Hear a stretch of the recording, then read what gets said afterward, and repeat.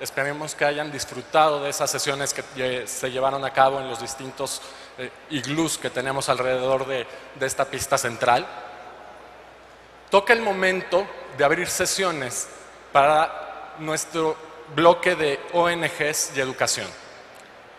Y qué mejor forma de hacerlo que con una gran ponente que nos acompaña el día de hoy desde nuestras oficinas en Mountain View. Ella es Jill Huchital. Ella tiene a cargo el área de ingeniería y de producto para todos esos proyectos que involucran a la tecnología para lograr el desarrollo global. Ella nos va a hablar de las distintas soluciones con las que cuenta Google para precisamente ayudar distintas causas, incluida ahí muy especialmente la parte de educación. Sin más, yo los invito a que tomemos asiento y que me acompañen con un fuerte aplauso para Jill Huchital. Bienvenida.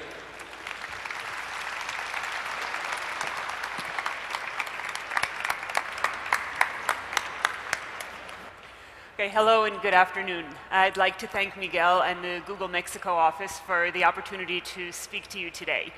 I'm going to talk about two different sets of things that we do at google.org. First, what I'll do is go through some of the Google products and services that NGOs and nonprofits can use to get messages out to the world, engage with donors, and so on. And then in the second part of the talk, I'll talk about the technology that google.org develops to address Google challenges. Okay, a lot of people have heard of various Google products and Google services, but haven't thought about how they can be put together to further the mission of a nonprofit or an NGO. What we've seen as we talk to organizations who've worked with Google is that they see three advantages to doing so. One thing that they can do is reach their donors. They can have the opportunity online to tell the story of their organization and the works that they do with an online presence where they can engage with donors and make sure that information is getting out to everyone who's interested. Other nonprofits have used Google's back office services to automate or to make more efficient the things that they need to do, like communication between the staffers and the volunteers, or creating and maintaining their website. And then finally, having a web presence just in general is useful for these organizations, where they can raise awareness for their cause, or they can help people who aren't yet involved with their organization understand what they're doing. So what I'll do is I'll go through a number of the tools and then talk about a few case studies where we've seen organizations combine things in very innovative ways. Okay, the first thing I'd like to talk about is YouTube. I actually worked at YouTube before joining google.org, so this is very close to my heart. I think most people have seen YouTube. Often they think of it as a place to look for dogs on skateboards or music videos or sports videos. More recently, we've seen politicians start to engage with citizens by having YouTube channels. And even beyond that, we've seen nonprofits and other organizations create a YouTube channel, which is a place on YouTube to coordinate your video presence. You can add additional branding capability to tell more about your organization. Choose thumbnails properly for the videos. Then I'll talk now about some other features that have been used to a very good effect on YouTube. Another thing I'll point out is that there are several sessions this afternoon specifically focusing on YouTube, and there will be a lot more depth at those sessions. But let me show you a few features that are maybe less well known that organizations have used to good effect. You can create a video and put it on YouTube, and that gives you the ability with sight, sound, and motion to engage with viewers, to tell your story however it's best to tell them. Often it's useful also to annotate the videos, which is adding text at the bottom of the video. You can see an example here to give further explanation, to give calls to action. You can put links in the annotations to other parts of the YouTube site. So if someone has been watching your video and you want to guide them to where they can find out more information about various parts of the video, you can do this with an annotation. This is a very powerful way to keep people involved after they've watched the initial video and to get more information. Okay, one thing that people are often quite curious about when they put their videos on YouTube is how they're doing. Is anybody watching? Where are the viewers coming from? What parts of the videos are engaging to the viewer? Once you've created a channel on YouTube, you can use a tool called YouTube Insight, which lets you see which videos are getting which viewership, where the viewers are coming from, and assuming there are enough viewers, you can get certain demographic information about them. This can be very, very useful as you look at what types of videos are appealing. You can even look to see which parts of the video have higher engagement and which parts of the video, well, people tend to click away. Maybe that's not a great part of the video. Okay, as I said, there'll be several sessions this afternoon that we'll talk in a lot more detail about using YouTube. But what I'd like to do is talk about one particular case where an organization had very great success with a YouTube channel. The World Food Program is part of the UN. As you can probably guess from the name, it addresses problems with hunger. And what they wanted to do was use YouTube as a way to inspire people to make donations. They created a YouTube channel. Their message was that get the online billion, as you can see, to help the hungry billion, get people with access to YouTube to donate money. In a single weekend, they got donations of about $36,000. This was a wonderful result for them. And it shows the power of being able to engage with viewers in a way that appeals emotionally and appeals to them as well as just intellectually understanding the problem. They've continued their presence on YouTube, and one very innovative use that they make is creating playlists, which allows them to organize related videos that they've uploaded. One of my favorite parts is the last one on this slide, where they have aid workers in Africa right now working with folks who are affected by the drought there, and they're uploading daily videos, which the World Food Program then puts together into a playlist so people can follow along the experience of the aid worker. Okay, I'm going to switch gears now and talk about how organizations have used Google Maps and other Google Geo products as a way of describing what their organization is doing and driving involvement. I'm guessing, based on the video that played before I started, that people are familiar with maps, often to find driving directions or to find locations of interest. There is also an API, an application programmer's interface, where you can, that allows you to embed maps on your site and then overlay data onto the map or overlay annotations onto the map.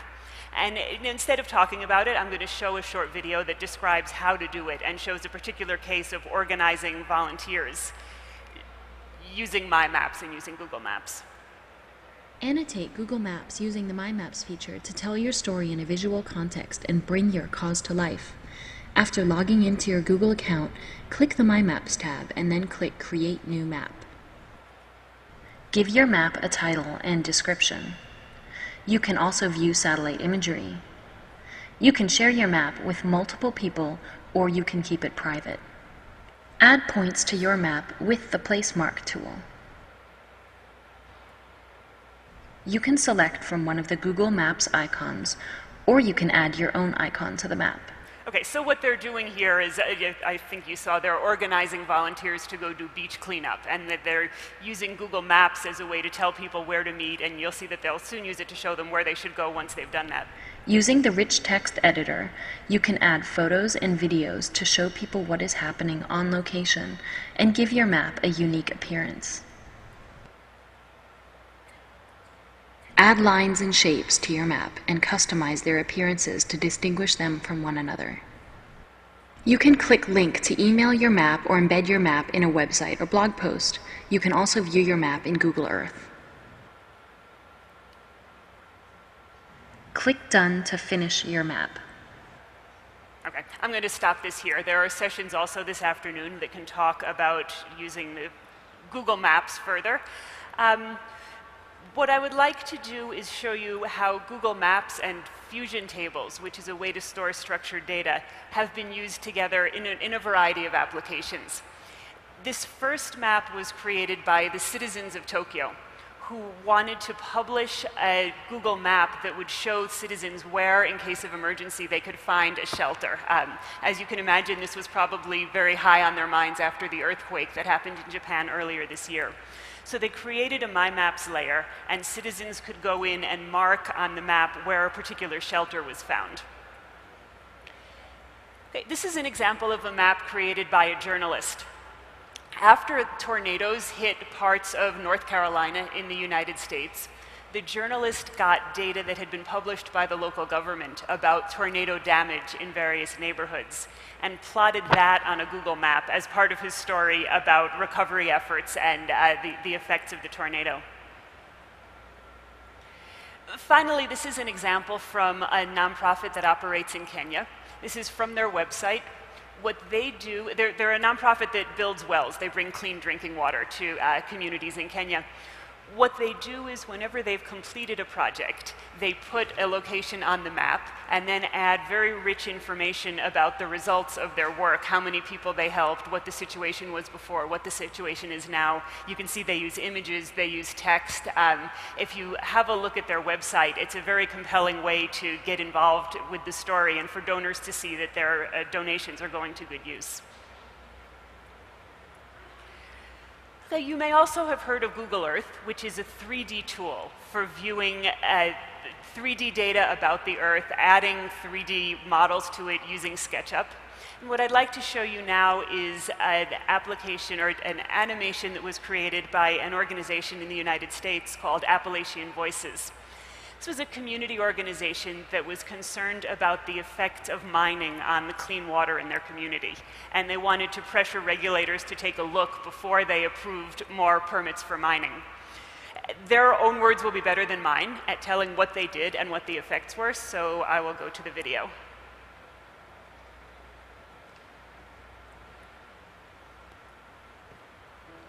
We've used Google Earth in a variety of ways to show the extent of mountaintop removal in the Appalachian Mountains. We incorporate still shots and also video that we've produced using Google Earth into lobbying materials. We've gained 90 more co-sponsors on our bill in the House to stop mountaintop removal. Senators have introduced a bill, and the Obama administration has taken unprecedented moves to rein this in. Google Earth revolutionized the way we tell people about what's going on in the Appalachian Mountains. Without it, hundreds of thousands of people would not know about the destruction in my homeland. It's no longer this dirty little secret that nobody has to pay attention to. Google Earth is an absolute necessity to the way we spread information and the way we are finding solutions. There's people right near us now that don't have clean drinking water, that are being poisoned by the water that they're drinking. It's killing people, and we need to stop it.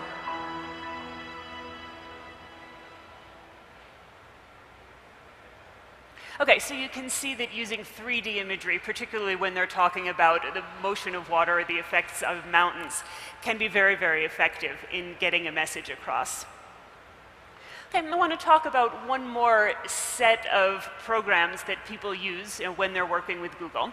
I think that you've heard through the morning or you've heard before about Google AdWords program, where companies, advertisers place ads next to Google search results.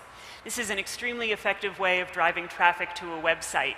And to help nonprofits take advantage of this, Google will provide grants to help with the costs of advertising through the Google AdWords program for nonprofits. Now you can see on the example here, when someone searches for a term that might be related to what your organization does, an advertisement that links to your website can show up along the right-hand side. Okay? The obvious benefit is driving traffic to your website to, again, have the opportunity for deeper engagement with people who want to know more. It's also, Google AdWords is very flexible. You can change the messaging in your ads quite easily. So it allows you to respond very quickly and change whatever it is that you want to say to drive traffic to your website. I like this example on this slide because it shows that advertisements that link to nonprofits will interleave with advertisements for for-profit enterprises. In this case, the search term was drinking water, and some of these are advertisements for companies that want to sell you drinking water, and others are for nonprofits that bring clean drinking water to the world. Okay, I've put a link on the slides, and there will be some discussion later about how you go to apply for the program. The application process is not hard, and if you're interested, you can go learn more at this link. And finally, as I mentioned at the beginning, many nonprofits, many organizations will use Google Apps for their back office operations, whether it's Gmail, which gives them email and communication between their employees, or a calendar, so you can keep everything organized. sites to drive your website, docs to share documents, spreadsheets and text documents and so on among employees. There are a variety of tools that will just make day-to-day life easier. And the final case study I'd like to show you is an orphanage in India, which combines some of these things for very good effect. They used Google Sites to create their web presence. Okay, this is a screenshot from their website. And what they're trying to do is they're trying to place children with families because obviously the goal is not to raise the children in an orphanage. They also got a Google grant and began driving traffic to their site from Google searches in India. Within about the first 6 weeks of having the site available, 3 children were adopted. They considered that a huge success for their orphanage and have obviously continued working with AdWords and using Google products to control their website. Okay, as I mentioned, many of the things that I've talked about will be discussed much longer in the breakout sessions this afternoon, so you'll be able to get a lot more details about how to use these products and services. What I'd like to do now is switch gears and talk about what Google.org does. This is the engineering team that I'm responsible for. We take Google's technology, Google's engineers and expertise, and we use it to address global challenges. There's a full-time team at Google.org, and we also get a lot of volunteer help from other Google employees who can spend a certain amount of time with us each year. We operate in a variety of areas, anywhere where we think that using Google's unique skills or large data sets and so on can actually help. So I'm going to talk about several examples. The first one is something that my colleague mentioned in the talk he gave this morning, which was flu trends. The insight here was this. Public health officials get information about flu outbreaks from healthcare professionals, from doctors, from emergency rooms, from other healthcare workers. But they get the information once the people have the flu. What we wondered is whether we could look at Google's search traffic to predict where the flu is likely to break out based on an increase in searches for flu-related queries. Okay. The first thing we needed to do was decide what we thought was a flu-related query. Now, this actually isn't very hard. You can search for flu or illness or fever, pain. These sorts of things are what people might tend to search for. Then we needed to decide whether it actually worked to predict flu outbreaks. So we got data, it was starting in the US, from public health officials from the Center for Disease Control, and looked at where we'd seen spikes in the search traffic, and then whether that correlated to spikes in cases of flu, say several days later, when the people finally went to the doctor. It turned out that there was a good correlation, and looking at search traffic for flu symptoms was a decent predictor of where the flu might break out next. Even with a few days warning, this is useful for health officials if they have to figure out, for example, where to send vaccines. Now, in Mexico, public health officials in 2009 asked whether we could extend flu trends into this company. If you remember, 2009 was the year of H1N1 or swine flu, and predicting outbreaks had become very important as people were scrambling to respond. We launched with flu trends in Mexico that year, calling it experimental, because we didn't have quite enough data to know for sure that the predictions based on search activity actually were predicting flu outbreaks. But we did get some good correlation, particularly in Mexico City, and were able to predict some swine flu outbreaks in April of 2009. So this is a project that every year we look at the disease data, we look at search terms and so on, and try to predict flu outbreaks, and more recently dengue outbreaks, which follow the same pattern. Okay, so that was flu trends. I'm going to switch now and talk about Earth Engine, which is a geo-based product. There are 2 main pieces of the technology in Earth Engine. The first is making available worldwide satellite data. A tremendous amount of data is collected about the world via satellite every day, so much that it's very difficult for researchers who may be working with just one computer on their desk to get access to the data that they need and be able to store it in any kind of reasonable way. Okay, so that's the first step of Earth Engine. The second step is to be able to combine data, say, over time, to be able to look for trends in what's going on in particular regions of the world. Just to give you some numbers about how much data there is, one particular set of satellites, Landsat satellites, get maps of the globe every 16 days. Each of these maps is about 2 terabytes big, right? And we're doing that every 16 days. So you start to see that this becomes just a tremendous amount of data to publish out to the world. So this is an area where Google could make a difference by making this data available.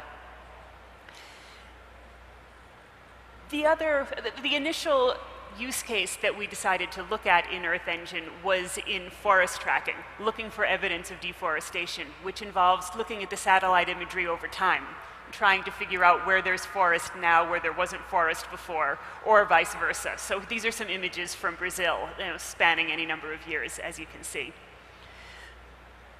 So since I'm an engineering director, I can't resist talking a little about how it works under the hood. So I'll give you some idea of how we do it. And take the original image, which is likely to be very, very large, and doing calculations across the entire image would be very time-consuming, which is where researchers sometimes run into trouble. What we do is we split it up into, you can think of them as postage stamps, into smaller images that are just tiles of a certain number of pixels from the original image, and then distribute that over any number of computers, each of which can do calculations on the subtile. Okay, so even though it's still as much calculation as before, it'll take shorter in time because we've got a number of machines working on it, come out with some resulting image based on whatever algorithms we've applied, and then reassemble the image at the end. Okay? Using this technique, we were able to put together a comprehensive forest map of Mexico at the request of Mexican officials. And what's interesting here are the various steps we had to take to put together a map of what was forest. Okay? When you think about it, satellites fly overhead and they're taking pictures of the Earth. And you think, okay, just look at the Earth, where are the trees, then we're done. But there are some problems, right? Some days it's cloudy. If the satellite flies over the Earth and you take a picture of clouds, this isn't very useful. So you have to look at images over a couple of passes, which won't be very different, and try to decide which day was cloudy or overcast, and come up with a canonical sunny day image based on doing some image processing on everything that's been gotten over time. Okay? A second problem is a little more subtle, which is that if from the satellite image you see something green, you don't actually know if it's a tree, or is it a meadow, or is it, we don't actually know what it is, all we know is that it's green. Turns out that the satellites also collect data about temperature and humidity, and those taken together with the image give us an idea of what's a tree, what's a meadow, what's something green, and we don't know what it is. So the calculations that I talked about being split over multiple machines will first do the cloud removal and then classify whether, what we're looking at when we're looking at the image of Mexico. So in order to do this, it took about 15,000 hours of computation time to create this forest map of Mexico. Since we were able to distribute it over 1,000 different machines, it took less than a day to come up with the map once we had the data. This is the sort of project that's very interesting to Google because it combines large-scale data with large-scale processing to come up with a result that really wouldn't have been possible any other way. There are other use cases that we're curious about for Earth Engine, where what we think is if we have good satellite image data of the world and we see changes, what are some other things that we could look at? We could look at population movement, for instance, if we can tell where people are going from place to place in response to a crisis or in response to a long-term problem. We can look at what's going on with crops and with food security. Is the desert moving in on farmland, or are we reclaiming farmland? These are, none of these applications have been written yet, but these are a variety of ways that we could see taking the underlying technology to address other global challenges. Okay, the final project I'm going to talk about is Google Crisis Response. This is a set of products that we bring together in response to some sort of crisis around the world. There was a lot of press around the earthquake in Japan earlier this year, for instance, where Google launched a number of projects to help people respond to the crisis. The project grew out of some Google employees' interest in Haiti, where many people were inspired to help as a result, and some Google engineers went to Haiti and tried to think about how Google technology, how Google data, if there was anything we could do to help the people of Haiti. One quick thing that happened was launching images of parts of Haiti in the hopes that that would help, in the hopes that knowing what was going on the ground could help aid workers, could help the public be informed. So here's some examples of images. This is a country club in Haiti. This was a long time before the earthquake. The day after the earthquake, you start to see stuff. Okay? It's not really clear what the stuff is on the image. But if you look 13 days later, it's pretty clear what the stuff is. Those are people who are looking for a place to camp, and they're building temporary shelters for themselves. They're building tents. This information could be very useful to aid workers, where they're trying to figure out where the refugees have gone. If we have this information for the country, they can decide where they want to apply their aid. Okay? So one important part of crisis response is providing maps, providing satellite imagery, and providing information like that, either to people who are working in the area or people who are curious about what's going on. Okay? Another question people often have after there's been a disaster is, are my friends okay? Is my family okay? I know people in the region, where are they? The Person Finder tool helps address that. The idea behind Person Finder is if you were affected, you can go to the site and put, I'm okay, I'm fine, I fled, or here's what's going on. And if you're looking for someone, you can go to Person Finder, put in their name, and see if they've uploaded anything or if anyone's spoken to them, and you can get information about them that way. We launched Person Finder in response to disasters like the earthquake in Japan. We did it for the earthquake in New Zealand that was a few weeks before Japan.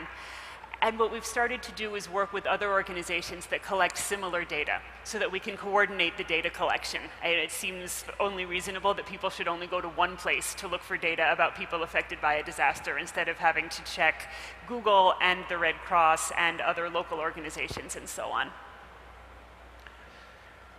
Okay, so these features plus others can come together in response to a major crisis like the earthquake in Japan. What I've got here is some examples of things that we did in response. I talked about Person Finder, which you can see in the lower left corner. We provided information about where people could give donations. In this case, it was the Red Cross, and depending on where the emergency has taken place, that might change. We will provide news, provide videos that have come out of the region. This video was very popular. You could look it up at the time. It was what happened in a supermarket when the earthquake hit. And then we provide all kinds of maps about where there may be problems, bridges that are out, areas that are unsafe. And you saw the citizen map that the Tokyo citizens had done that can show where shelter is, so that it can help people who are affected by the crisis get the help that they need. So I like talking about crisis response because it's an example of Google using its own products to get a message out, to solve a global challenge. Very similar to what I was mentioning at the beginning of the talk about what other nonprofits and NGOs can do. Okay, I hope you've enjoyed first hearing about what other nonprofits, what your organization might be able to do with Google products and services, and then also get a flavor of what we do internally when we look at our technology and try to think about how it can solve global challenges. I'd like to thank again Google Mexico for inviting me to come today. It's been a pleasure talking to you. If you'd like more information about google.org, there are two places you can look. There's the google.org website, and there's also a blog which will give more information about various projects that we're involved in and the results that we've seen. Thank you very much for your attention, and I hope you enjoy your afternoon. Jill. Yes. I would just like to give you this as beautiful. A token of gratitude. Thank you. Thank you for being being here. here. Beautiful. Thank you for inviting me. And especially for helping us kick off this afternoon's talk. A todos ustedes, el agradecimiento. Los invitamos ahora a un receso de 1 hora para comer y los invitamos inmediatamente a que se integren a las sesiones que estarán sucediendo en los distintos breakouts que tenemos programados para ustedes. Gracias, Jill. Thank you. Thank you all.